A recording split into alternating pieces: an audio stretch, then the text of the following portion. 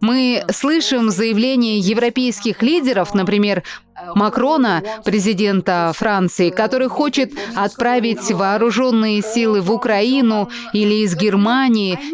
Я знаю, что это, конечно, информационный шум, но Правда в том, что Европейский Союз — это по своей сути травоядная конструкция. Европейский Союз построен на рынке, на обмене, на идее, которая одушевляет все многостороннее устройство после Второй мировой войны, где цель — это мир. Вы достигаете мира через процветание, а процветание вы достигаете через обмен. Мир и даже наше молодое поколение склонны забывать, что у Европы есть прошлое. Та Европа, которая есть сейчас, такова, потому что в ней много европейского.